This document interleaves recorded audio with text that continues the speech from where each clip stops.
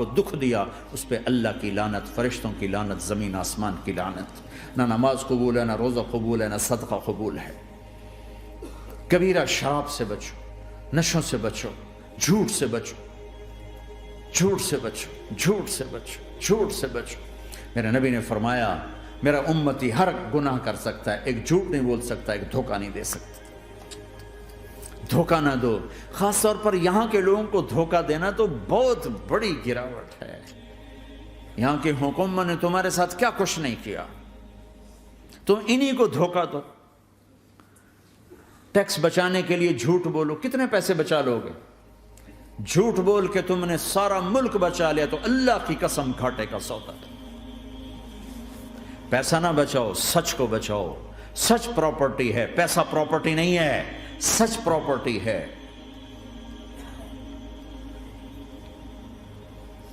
ہمارے ملکوں میں تو لوگ ٹیکس نہیں دیتے کہ حکومتیں کچھ لگاتی ہیں کچھ کھا جاتی ہیں، یہاں تو سارا تم پہ لگاتے ہیں۔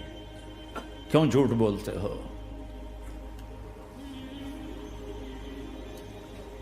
کیوں دھوکہ دیتے ہو؟ احسان دانش کی کتاب زندگی میں ایک واقعہ میں نے پڑھا کہ جب انگریز کی حکومت تھی ہندوستان پہ تو ایک دلی میں ایک گرو تھا جو جیب کترا تھا، اس کے آگے چیلے تھے جو جیب کاٹ کے کمائی دیتے تھے۔ تو ایک دن ایک اس کا چیلا یعنی ایک لڑکا 2 روپے لے کر آیا، تو اس کے ٹیچر نے اس کو ڈانٹا کہ اتنے تھوڑے پیسے آج لائے ہو، صرف 2 روپے۔ تو اس نے کہا استاد جی آج بڑا موٹا مال پکڑا تھا، آج ایک انگریز کی جیب کاٹی تھی، بڑے پیسے تھے۔ لیکن جب میں 4 قدم چلا تو مجھے خیال آیا کہ اگر قیامت کے دن عیسیٰ علیہ السلام نے میرے نبی کو تانا دے دیا، گلہ دے دیا کہ آپ کے امتی نے میرے امتی کی جیب کاٹی تھی، تو پھر میں اپنے نبی کو کیا جواب دوں گا؟ اور میرا نبی میری وجہ سے شرمندہ ہو کہ بس اس شرم میں جا کر میں نے اس کو واپس دے دیے اور یہ اپنے کے 2 روپے کھسکا کے لایا ہوں۔ تو وہ گرو نے اس کو 10 روپے انعام دیا کہ بیٹا یہ تیرا آج کا انعام ہے کہ تو نے خوب کیا۔ تو تمہارا ان لوگوں سے واسطہ ہے، عیسیٰ علیہ السلام تانا دے بیٹھے تو کدھر جاؤ؟ جھوٹ نہ بولو چاہے سب کچھ دینا پڑ جائے، جھوٹ بول کے پیسہ نہ بچاؤ، دھوکہ دے کے کاغذات نہ بناؤ۔ یہاں کی لڑکیوں سے اس لیے شادی کرنا کہ میرے کاغذات بن جائیں، اللہ کے واسطے ایسی ذلت کے کام نہ کرو۔ میرے نبی نے فرمایا جس نے دھوکہ دیا میری امت سے نکل گیا۔ نماز چھوڑنے پر کہا اس نے کفر کیا، جس نے نماز چھوڑی کفر کیا، اور جس نے دھوکہ دیا میری امت سے نکل گیا۔ من غش فلیس منا۔ جھوٹ نہ بولو، دھوکہ نہ دو، سب کچھ چلا جائے جانے دو، سچ کا ساتھ نہ، سچ کا ساتھ۔ ابن خراش رحمۃ اللہ علیہ کے بارے میں مشہور تھا، زندگی بھر کبھی جھوٹ نہیں بولا۔ حجاج کا زمانہ، ان کے 2 بیٹے حجاج کے خلاف جنگ میں شریک ہو گئے، پھر ان کو شکست ہوگی، وہ بھاگ گئے، پھر چھپتے چھپاتے گھر پہنچ گئے۔ CID نے بتایا کہ وہ گھر آ گئے، تو حجاج نے کہا آج ابن خراش کا امتحان لوں گا۔ ان کو بلا لیا، کہنے لگا ابن خراش وہ تیرے 2 بیٹے ہمارے خلاف جنگ میں شریک ہوئے تھے، وہ پہ بھاگ گئے تھے، ان کی کوئی خبر ہے کہاں ہے؟ تو انہوں نے مسکرا کر فرمایا کہ حجاج زندگی موت تو اللہ کے ہاتھ میں، گھر آ چکے ہیں، گھر میں ہیں، ابھی وہیں چھوڑ کے آیا ہوں۔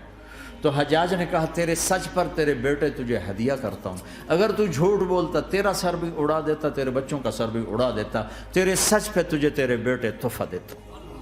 مسلمان جھوٹ نہیں بولتا۔ چند پاؤنڈ کی خاطر تم کاغذات میں ہیرا پھیری کرو، ڈرو اس دن سے جس دن اللہ کے سامنے کھڑا ہونا ہے۔ یہاں کے پیپر بنانے کے لیے یہاں کی لڑکیوں کو دھوکہ دو، ڈرو اس دن سے جس دن اللہ کے سامنے کھڑے ہونا ہوگا۔ عیسیٰ علیہ السلام کا تانا اگر گلا آ گیا نبی کو تو کدھر جاؤ گے؟ سچ کے ساتھی بنو، سچ کے ساتھی بنو، سچ کے ساتھی بنو۔ ٹیکس دینا پڑے دو، دینو، تم پہ خرچ ہوتا ہے۔ ایک طرف 4 پیسے ہیں، ایک طرف سچ ہے، کہ مسلمان سچ بولتا ہے، جھوٹ نہیں بولتا۔ ایک دفعہ سہارنپور میں جھگڑا ہو گیا، ایک جگہ تھی ہندوؤں کی، مسلمانوں نے قبضہ کیا ہوا تھا، تو ہندوؤں نے کیس کر دیا، انگریز کا زمانہ تھا، عدالت، وہ مسجد بنانا چاہتے تھے ہندو مندر بنانا چاہتے تھے. تو دونوں طرف بات تپی ہوئی. تو آخر وہ جج نے کہا بھائی کوئی ایسا آدمی ہے, ہندوؤں سے کہا, جو گواہی دے دے تو اس کی گواہی تم قبول کر لو گے؟ اور مسلمانوں سے بھی پوچھا تو ہندوؤں نے کہا جی ہاں, مفتی مظفر حسین صاحب اگر گواہی دے دیں کہ زمین مسلمانوں کی ہے تو ہم دے دیں گے. تو مسلمان بڑے خوش ہو گئے, مفتی مظفر تو آخر مسلمان ہے تو ہمارے حق میں گواہی دے گا. تھا ان کا قبضہ ناجائز. تو جب وہ عدالت میں تشریف لائے, مسلمان بڑے اطمینان کا ہوں جناب ساڑھے حق کے فیصلہ ہونا ہے, چونکہ آج کل صرف سچ کو کون دیکھتا ہے. تو انگریز جج نے پوچھا ہاں جی مفتی صاحب آپ کیا کہتے ہیں؟ فرمانے لگے دیکھو جج صاحب یہ زمین ہندوؤں کی ہے اور مسلمانوں نے قبضہ کیا ہوا ہے. تو مسلمانوں نے گالیاں نکالنی شروع, وہ یہودیوں والا بن گیا نا, گالیاں نکالنی شروع کر دی. تو انگریز جج نے کہا آج مسلمان ہار گئے اور اسلام جیت گیا. آج مسلمان ہار گئے اور اسلام جیت گیا. اپنی ہار مان کے اسلام کو جتاتے, سچ بول کے اسلام کو جتاتے. جھوٹ کے ساتھی نہ بنو, سچ کے ساتھی. جھوٹ کے کاغذ بنا کر کوئی بینیفٹ حاصل نہ کرو. میں نیوزی لینڈ گیا, میں حیران ہو گیا, ایک ہفتہ میں رہا, ڈپریشن کا شکار رہا کہ مجھے بتایا گیا کہ پورے نیوزی لینڈ میں ایک آدمی جھوٹ نہیں بولتا سوائے پاکستانیوں کے, بنگالیوں کے اور انڈین. جو بنگالی, جو پاکستانی, جو انڈین پہنچے یہ جھوٹ بولتے ہیں, ہیرا پھیری کرتے ہیں, ان میں ایک آدمی جھوٹ نہیں بولتا.